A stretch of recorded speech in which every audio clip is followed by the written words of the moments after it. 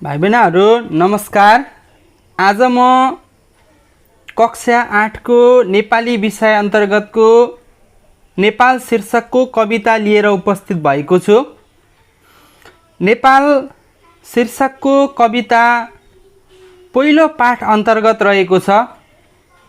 यस कविताका रचनाकार सिद्धिचरण श्रेष्ठ हुन्। पिता विष्णुचरण श्रेष्ठ र माता निरकुमारी श्रेष्ठको कोखबाट विक्रम सम्वत 1969 जेठ 19 गते जन्मिएका सिद्धिचरण श्रेष्ठलाई नेपाली साहित्यका क्षेत्रमा युग कवि भनेर पनि चिनिन्छ। नेपाली साहित्यमा भण्डार भर्ने काममा उनको अतुलनीय योगदान रहेको पाइन्छ। सिद्धिचरण श्रेष्ठको जन्म पूर्वी नेपालमा पर्ने ओखलढुङ्गा जिल्ला अन्तर्गतमा भएको हो। उनको पुर्ख्यौली घर भक्तपुरमा भए पनि उनको जन्म ओखलढुङ्गामा भएको हो। उनका पिता सरकारी जागिरे भएका कारण जागिरको सिलसिलामा ओखलढुङ्गामा रहेका बेला उनको जन्म त्यही भएको पाइन्छ र उनको बाल्यकाल पनि त्यतै ओखलढुङ्गामा बितेको पाइन्छ। पछि काठमाडौँ गएर उनको बसोबास रहेको थियो। बाल्यकाल ओखलढुङ्गामा बिताएका सिद्धिचरण श्रेष्ठले बाल्यकालको स्मरण गर्दै मेरो प्यारो ओखलढुङ्गा भन्ने कविताको रचना गरेका छन्। यसको शीर्षक ओखलढुङ्गा भन्ने कविता रहेको छ। उनले थुप्रै कवितात्मक कृतिहरूको रचना गरेका छन्। उनका कविता कृतिहरूमा कोपिला, मेरो प्रतिबिम्ब, परिचय, चम्क युवक जस्ता प्रतिनिधि कविता कृतिहरू हुन्। त्यस्तै उनका खण्ड काव्यात्मक कृतिहरू पनि प्रकाशित भएका छन्। उर्वशी, तिर्मिर तारा, आँसु, कुहिरो र घाम, उर्लेको आँसु जस्ता खण्ड काव्यात्मक कृतिहरू उनका प्रकाशित भएका छन्। सिद्धिचरण श्रेष्ठ स्वच्छन्दतावादी कविका रूपमा चिनिन्छन्। उनले प्रकृतिलाई विषय बनाएर कविताहरू रचना गर्ने भएको हुनाले उनलाई स्वच्छन्दतावादी कवि भनेर चिनिन्छ। त्यस्तै उनी क्रान्तिकारी कवि पनि हुन्। उनका कविताहरूमा तत्कालीन समयको राणा शासन विरोधी किसिमका रचनाहरू भएको पाइन्छ, कवितात्मक कृतिहरू भएको पाइन्छ। त्यस्तै उनी मानवतावादी कवि पनि हुन्। यसरी सिद्धिचरण श्रेष्ठ नेपालका एक सशक्त होनहार कविको रूपमा चिनिन्छन्। उनै कविद्वारा रचित नेपाल शीर्षकको कविता आज म लिएर उपस्थित भएको छु। यस कवितामा राष्ट्रियता झल्कन्छ। राष्ट्रप्रेमी कवि भएको हुनाले उनले यस कविता अन्तर्गत नेपालमा भएका प्राकृतिक सौन्दर्यता र नेपालीहरूको वीरताको महिमा गान गाएका छन्। यसरी रचित यो कविता उपजाति छन्दमा रहेको छ। आज म यस कविताको लयबोध तथा भावबोध लिएर उपस्थित भएको छु। हामी सर्वप्रथम कविताको लयबोध जान्नेछौँ। यस कवितामा यो कविता उपजाति छन्दमा रचना गरिएको छ। यस कविताको लय यस प्रकारको रहेको छ। नेपाल प्यारो र पवित्र देश, सौन्दर्य धारा बहने अशेष, सङ्गीतको मूल फुटी विशाल, छल्किरहे झैँ लयबद्ध छाल पाना खुला पर्वत पत्र पत्र छन् वर्ण झैँ वृक्ष लता विचित्र खुला चराको ध्वनि गुह्य मन्त्र नेपाल सिंगै बहुमूल्य तन्त्र नयाँ नयाँ जीत अनेक जोड्दै यो देशको इज्जत मान थप्दै ज्यामी सिपाही र किसान सारा छन् आज हाम्रा बलिया सहारा यो देशको सिर्जनाको निमित्त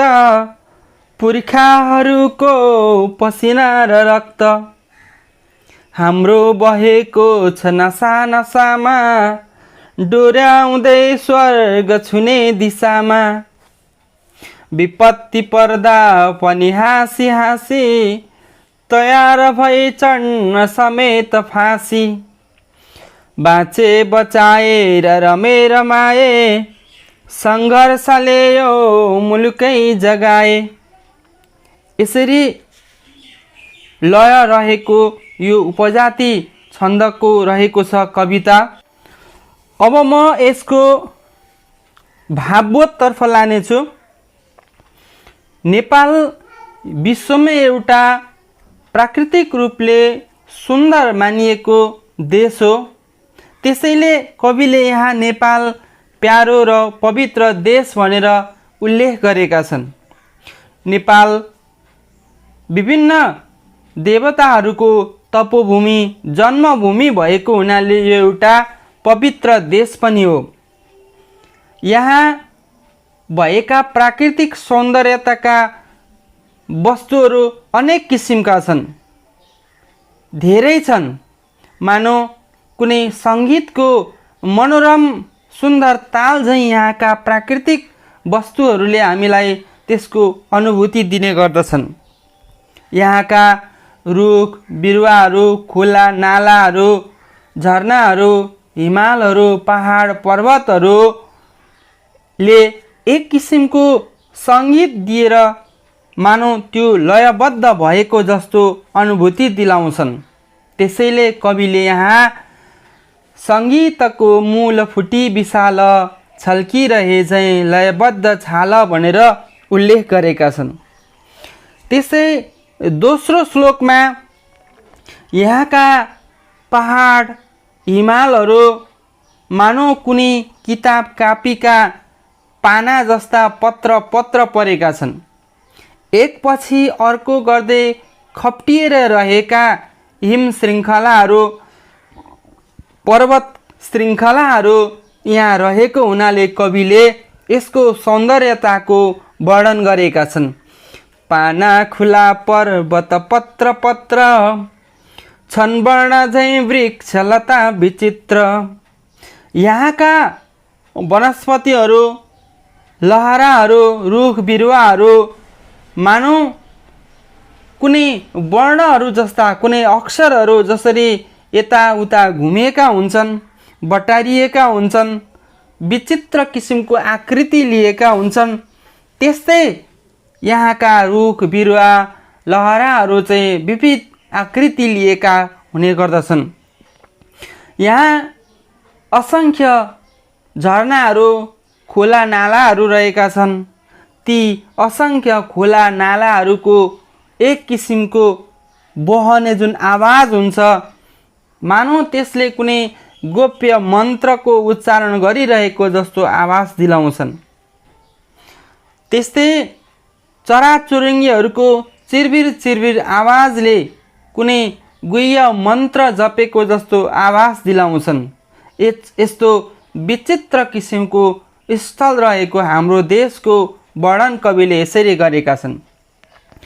खुला चराको ध्वनि गुह्य मन्त्र नेपाल सिंगै बहुमूल्य तन्त्र।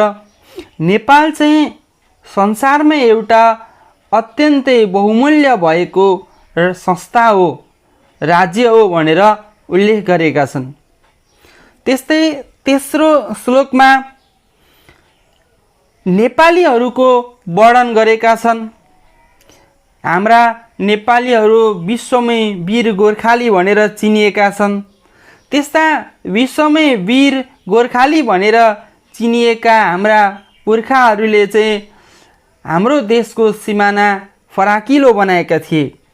जित्दै जित्दै देशको सिमानालाई परसम्म जोड्ने काम गरे र उनीहरूले दिएको पुर्याएको योगदानले उनीहरूले आफ्नो देशको इज्जत राख्ने काम गरे, इज्जत थप्ने काम गरेका छन्। त्यस्तै यो देशको निर्माण गर्नका लागि ज्यामी, सिपाही र किसानहरूको महत्त्वपूर्ण भूमिका छ। उनीहरूका कारण आज हाम्रो देश बलियो बन्न पुगेको छ भनेर कविले उल्लेख गरेका छन्। ज्यामीहरूले निर्माणको काम गर्छन्, भवन निर्माण गर्ने, बाटोघाटोको निर्माण गर्ने, पुल पुलेसाहरू निर्माण गर्ने, घरहरू निर्माण गर्ने काममा सहयोग पुर्याउँछन् भने सिपाहीहरूले देशको सिमानामा देशको रक्षा गर्न सहयोग पुर्याउँछन्। त्यस्तै किसानहरू नहुने हो भने त हाम्रो अस्तित्व नै रहँदैन। किसानहरूले बाली नाली लगाएर अन्न उत्पादन गर्छन्। त्यही अन्नहरू उत्पादन गरेर ल्याएको अन्नहरू खाएर हामी आफ्नो जीविकोपार्जन गर्ने गर्छौँ। त्यसैले ज्यामी, सिपाही र किसान यो देश मजबुत बनाउन, बलियो बनाउनका लागि आज हाम्रा मुख्य र बलिया सहाराहरू भन्ने कुरा कविले यहाँ वर्णन गरेका छन्। त्यस्तै चौथो श्लोकमा यो देशको निर्माण गर्न, यो देश नेपाल देशको सिर्जना गर्नका लागि हाम्रा वीर पुर्खाहरूले, कयौं पुर्खाहरूले आफ्नो बलिदानी दिएका छन्, रगतको खोलो बगाएका छन्। त्यसरी पुर्खाहरूले दिएको योगदान आज पनि हाम्रा नसा नसामा बहेको छ। उनीहरूले हाम्रा लागि नलडिदिएको भए आज हाम्रो अस्तित्व, हाम्रो पहिचान भनेर हुँदैन थियो। यो सुन्दर देश निर्माण गरिदिएर आज हामीले एउटा स्वर्ग समानको देशमा रहन पाएका छौँ भन्दै कविले चौथो श्लोकमा उल्लेख गरेका छन्। त्यस्तै अन्तिम श्लोकमा अर्थात् पाँचौं श्लोकमा पनि कविले हाम्रा वीर पुर्खाहरू कस्ता थिए भन्ने वर्णन गरेका छन्। हाम्रा वीर पुर्खाहरू कहिल्यै पनि झुक्दैनथे। जस्तोसुकै परिस्थिति आए पनि हाँसिकन त्यसको सामना गर्न सक्थे। विपत्ति पर्दा पनि उनीहरू डराउँदैनथे, डगमगाउँदैनथे, बरु आफ्नो ज्यान फाल्न तयार हुन्थे, तर अन्याय सहँदैनथे। त्यसैले कविले यहाँ यसो भनेका छन्, विपत्ति पर्दा पनि हाँसी हाँसी तयार भई चढ्न समेत फाँसी। यसरी फाँसी चढ्न समेत तयार भएर यो देशको निर्माणमा सहयोग पुर्याएका हाम्रा कयौं वीर पुर्खाहरू कोही मरे, कोही बाँचे, धेरै सङ्घर्ष गरेर यो मुलुकलाई बचाउने, जोगाउने काम गरे। त्यसैले कवि भन्छन्, बाँचे बचाए र रमे रमाए, सङ्घर्षले यो मुलुकै जगाए। यसरी कवि सिद्धिचरण श्रेष्ठले नेपाल शीर्षक राखेर नेपालीहरूको वर्णन, नेपाल देशको वर्णन, नेपालीहरूले दिएको योगदानको वर्णन, नेपालमा बसोबास गर्ने विभिन्न नागरिकहरूको वर्णन यसरी सुन्दर ढङ्गले गरेका छन्। हस्त आजलाई यति नै। म फेरि पनि यो नेपाल शीर्षक कविताको अभ्यासहरू लिएर अर्कोमा उपस्थित हुनेछु। धन्यवाद।